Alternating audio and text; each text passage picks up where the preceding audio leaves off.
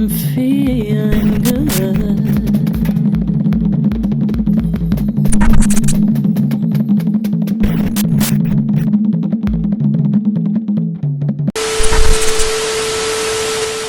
This brother, who goes by the name 𝒲𝒯ℋ𝒰 on TikTok, is breaking down and explaining the massive immigration influx that has taken over Black people's jobs, residence, and seats in Congress, etc. Basically, down to trying to replace us as a whole. He goes in on America's oldest weapon about the Irish, Chinese, Arabs, Italians, Mexicans, Africans, and Caribbeans. Let this brother cook. Yes. All right, so technically, the first immigrants were the British, but that was obvious what they did. You know, they were enslavers, they set up the whole system. That's obvious. But the next great group that came that was used as a weapon against us were the Irish. Now remember, with all these immigrant groups, every single one has a hazing period. And once that hazing period is over, then they have an established role in order to help subjugate foundational Black Americans. So the first up after the British were the Irish. And what did the Irish do? Now, when they came here at first, you know, they said they were kind of cool with us because they went through their hazing period. Whenever they're in a hazing period, they always wanted to relate to Black folks. But then once it's over, what happened? They were given the police force, right? And during this time, the police force used to be the slave catchers, the slave patrol. But you know, the 6-pointed star, the sheriff's star, that was still the same star used for slave patrols as police officers. So the Irish knew what they were doing. They knew who they were targeting and knew the role they were going to play. Remember the movie The Departed, right? How the cops had that Irish tradition within them? That still goes on today. What's the show? Blue Bloods, right? They're all Irish because policing became a family business. So that was their role to help subjugate the foundational Black Americans, was to bleed the police officers. And that's the contract that the Irish signed as a weapon against us. All right, last time we talked about the Irish, how they had a little solidarity with us when their hazing period, but once the hazing period is over and they gave them those billy clubs, they turned those billy clubs right in our head. All right, so now we go to the next group, which is the Chinese. Now the Chinese, just like the Irish, and just like every other group, they have their hazing period. So they had the little hazing with the internment camps and everything and stuff, and they built the end of the railroad. We built the majority of it. They finished the last bit of it, but once that hazing period is over, what happened? They say, okay, now you guys are going to be in charge of the financial war against Black Americans. So what we're going to do is we're going to burn down their businesses. We're going to deny them loans for their businesses. We're going to give them all this red tape. Let him cook. We're not going to do that to you. We're going to place your businesses in their communities, and you're going to get rich off of them. And the Chinese signed up for it. Remember the movie Sinners? They had shops on both sides, and they were there for a while, okay? That was the 1930s. I'm in Tulsa, Oklahoma. By 1920s, we had the Red Summer of 1919, how we were all getting attacked. All of our businesses, all of our entrepreneurship, all of our generational wealth was being taken out. It was being replaced by the Chinese, and they signed up for it. Don't think for a second that they were ignorant about this and we just want to work and stuff. And Now I'll tell you why they know. Right. Okay, you know, we have the whole sentiment of hurry up and buy. It's because they understand that with their contract with white supremacy, they believe that they're superior to us. That's how you have all these unalivings at these Chinese stores and stuff, and how they can treat us so badly, but then we're still giving them all this money. All right, and look what happened a few years ago with the college admissions. What was that all about, right? They were saying that we're not getting to colleges and it's Black folks' fault. That wasn't a true story. The real story was that they were signaling to white supremacy that, look, we understand that our role was the financial attack against the Black Americans, and we're still with it. We still know our role, and we are signaling to you that we still want this agreement. Because how best to attack someone financially than to limit their access to the highest levels of education? That's like the most straightforward way of generating generational wealth for anybody. And that was the Chinese role, okay? And another reason why they could have so much discontent and so much animosity towards us while we're still giving them this money, because they have that same within themselves. One common theme that you'll see with a lot of these immigrant groups is that their civil rights, horrible civil rights record that they have within their own people, they bring here, okay? Next time you go to a massage parlor, I don't, but I drive past them, right? I drive past them a couple of times. And I did go to a nail salon with my family one time, got my feet done. It was great. But one thing I noticed, right? You go into this place, it's full of women, no cars outside. There may be one car outside. And there's always this guy that kind of comes out, just kind of stands around and looks around. He's not there for the janitor. He's to make sure that the workers don't decide to get a little bit of fresh air. So they're still engaging in slavery. So when they see us and how we rejected slavery hundreds of years ago, but they're still within their own society, that shows you how they view humanity even within themselves. So that's how we can spend generations giving them money and hurry up and buy, because they don't have that self-love within themselves, or otherwise they wouldn't be enslaving themselves. Think about that, okay? So that is part of the financial war that the Chinese have waged against us, willingly, I might add. And we're going to go to the next group next time. All right, next up, we're going to talk about the other half of the financial war that these select immigrant groups have waged against us. But first, we talked about the Irish, how they had the physical. Once they got those billy clubs that became cops, they turned right on us, right? Then we talked about the Chinese, Asian, but specifically the Chinese, how they house those businesses and everything, and how the businesses were allowed to operate within our communities. And they saw how we stuff was getting burned down, but they never spoke up for us. They never spoke up. All these Chinese, remember, sinners, they've been this for so long. But when our business was getting burned down, they never spoke up, because that was their deal. Their deal was to be the financial supplanters. Now we go to the other financial supplanters, which is the Persians or the Arabs or the Middle Easterns. They had the same deal with the Chinese, right? Government was like, hey, we're going to give them all this red tape. We're going to burn their stuff down. We're going to give them all these denials and stuff. We're going to just make it just so hard for them to just open businesses within their own neighborhoods. But for you, easy street. You're just going to waltz right in there. You're going to open up shop. And here's something else that all immigrant groups get that you don't realize. They also get a pass to operate a complete underworld. They all get passes. The Irish got their passes. That's how a lot of police got gangs in them and stuff. The Chinese got their passes. That's where they allowed slave labor in these nail salons and these massage parlors. And the Arabs got their passes to run their underworld. And their underworld is real big on the scamming, right? That's what you have up in Minnesota and stuff. Those Somalians, they consider themselves Arabs. And I believe that they're Arabs too, because they was giving the Arab treatment. You can open their businesses. You can do any kind of shady business dealing you want, and we will turn a blind eye to it. As long as you stick to your agreement of operating your business within the black community, because you're not going to go in ours.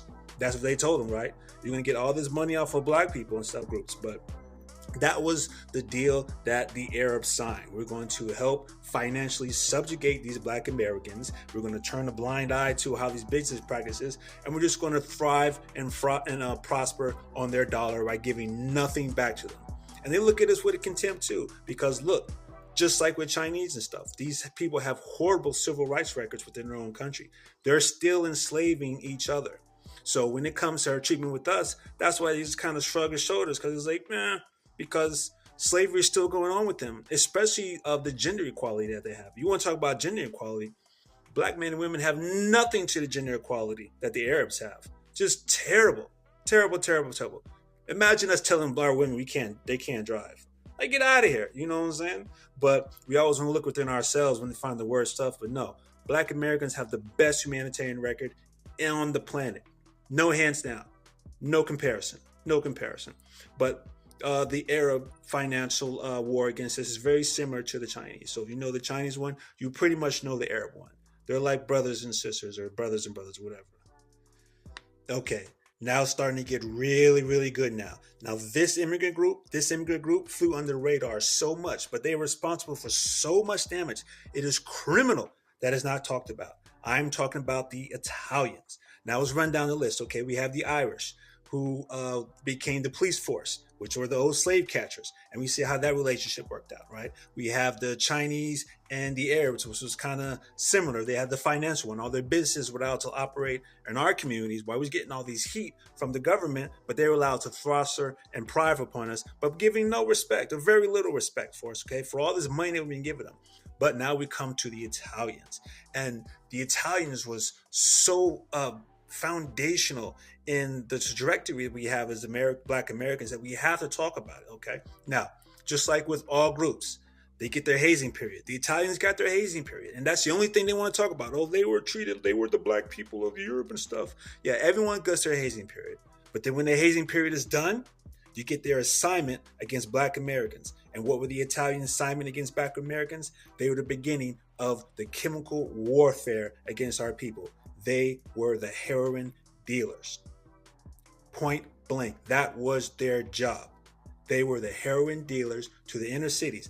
Only thing the inner city is code word for black part of town. We know about the Great Migration and things like that. And how when we go to these cities, they were denying us jobs. They were red taping us. Oh, you have this zip code, we can't hire you, and all this stuff. So when people were down and stuff, they're looking for an escape. What happened? Well, they turned to drugs, and that's where the Italians came in. And just like every other immigrant group, once you sign this deal with white supremacy against black Americans, your underworld is allowed to thrive. And boy, did their underworld thrive. They can create entire generations. They made a whole ecosystem and called it the mob. They had structure, they had bosses, and all this was allowed to operate right under the nose of the FBI. Now imagine if the Bloods and the Crips had become so organized over generations that we were allowed to build entire cities with that money. That's what Las Vegas is, right?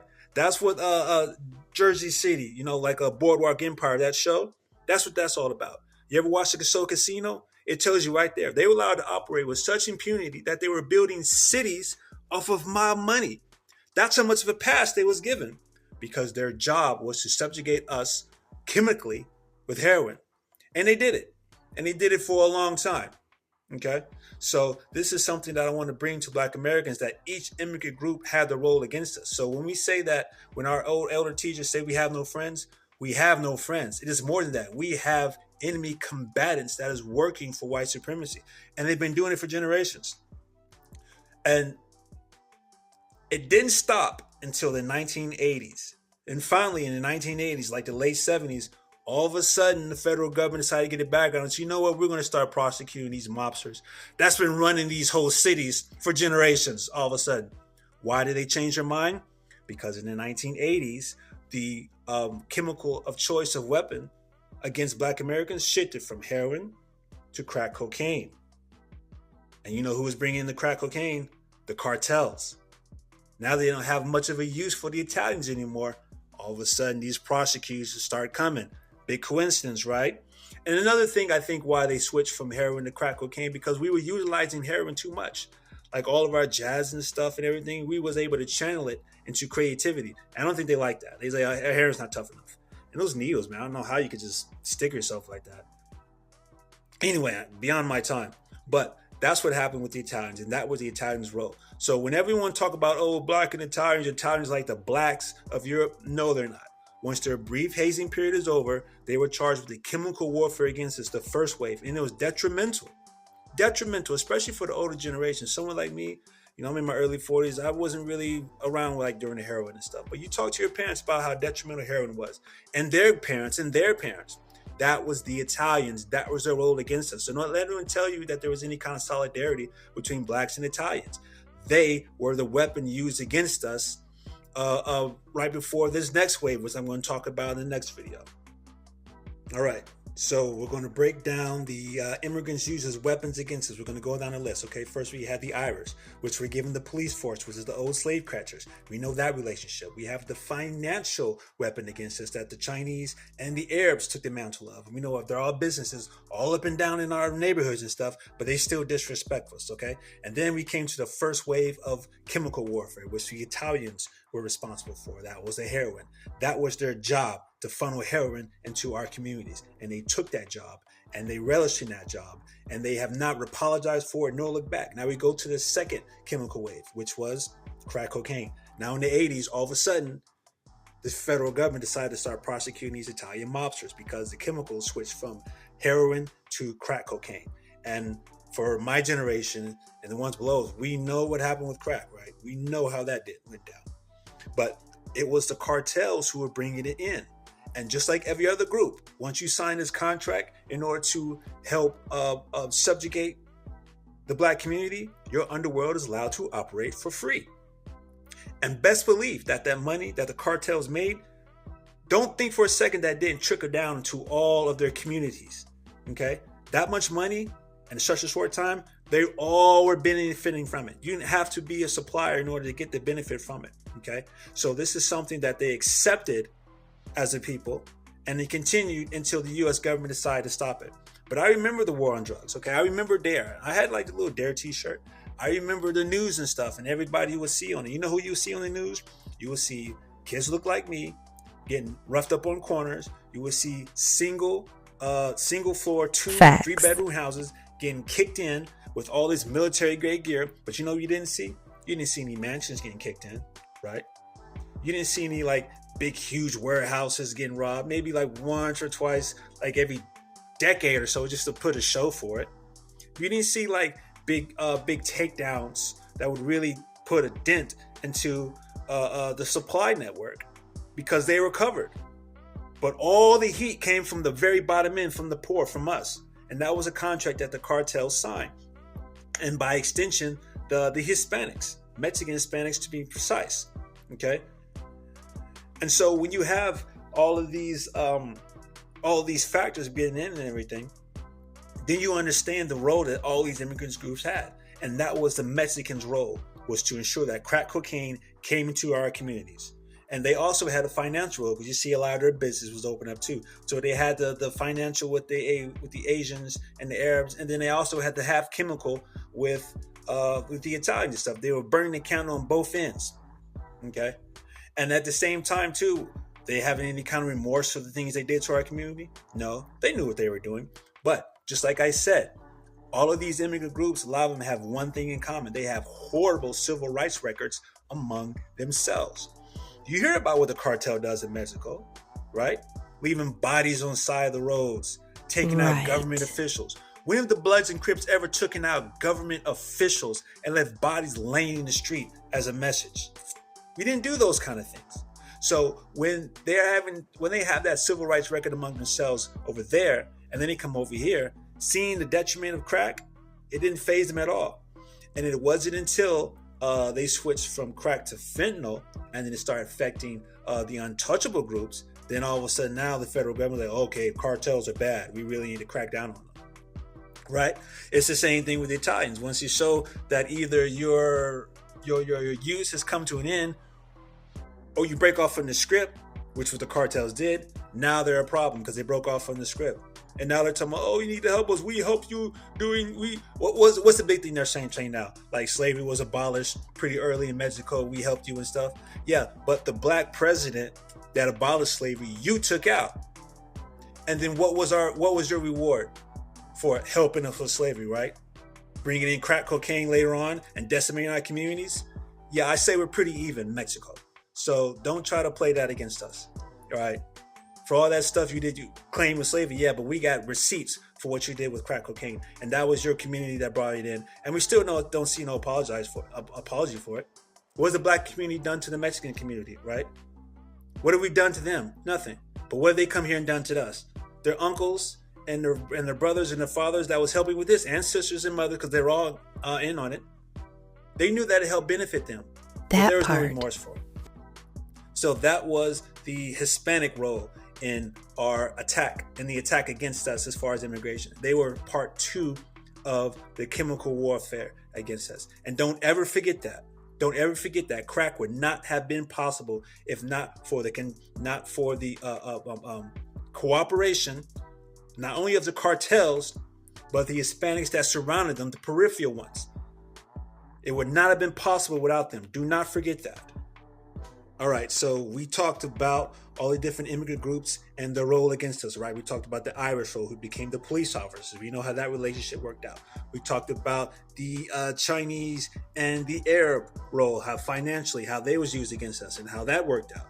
And then we talked about the Italians and how they were the bringer-ins of heroin, and the Hispanics, namely the cartels, but their subsidiaries, whatever, and how they were responsible for crack cocaine and also the financial attack against us for their businesses. Now we come down to the big one, okay? Now we come down to the big current wave.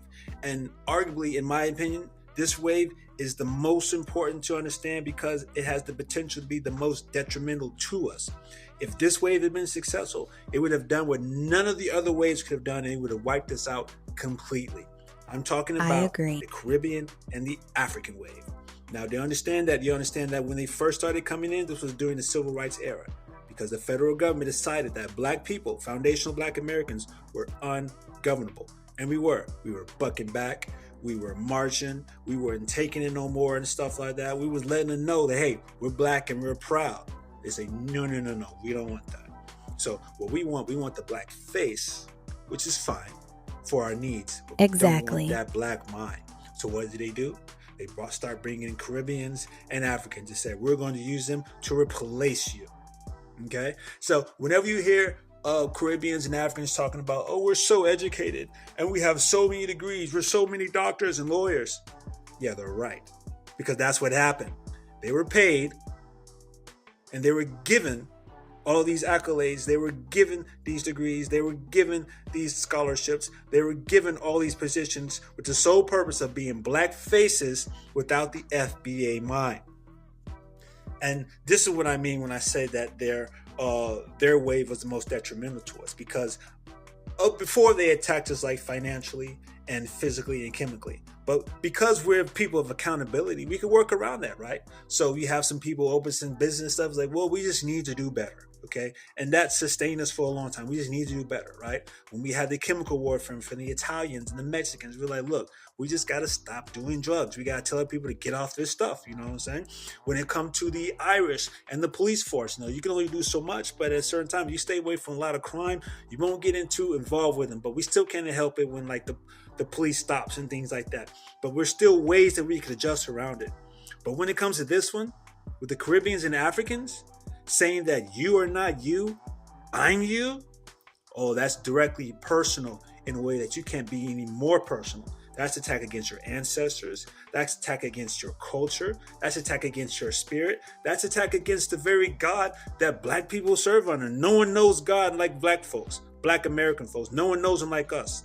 And that's why the heat coming against the Africans and Caribbeans is so much more potent than the other groups, because their role, if it had been successful, would have wiped us out completely. And that's why they all have the same talking points, right? You're not you. You're us. You didn't make hip hop. It came from the islands, right? You didn't have soul. Soul came from Africa somewhere. Even soul food came from Africa. The ingredients aren't over there, but the essence of it came from an Essence Fest, get it? The essence of it came from Africa. And that's what their role. And that's why they're so concise with their messaging, of course, against us, okay? Shaking my head. And that's very important to know. And just like with all other immigrant groups, once they sign this contract, their underworld is allowed to thrive. You know the thing I point out about the massage parlors, the Asian massage parlors and the nail salons, how it's full of women, but there's no cars outside because they can't leave? It's the same things for these African braiding shops, right? Full of women, no cars outside. Or maybe one car and stuff. They're not able to free and roam and stuff. They're not employees. This is their role in America. You understand? And they're also big on scammers, just like the Arabs are. Huge scammers.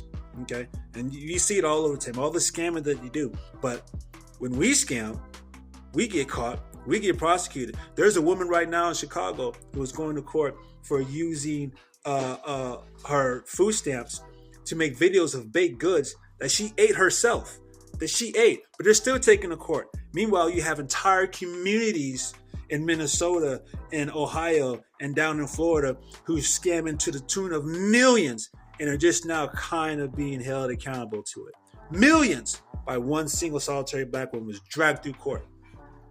You see how the underworld is allowed to operate? And so this is the thing with the Africans and Caribbeans, all right?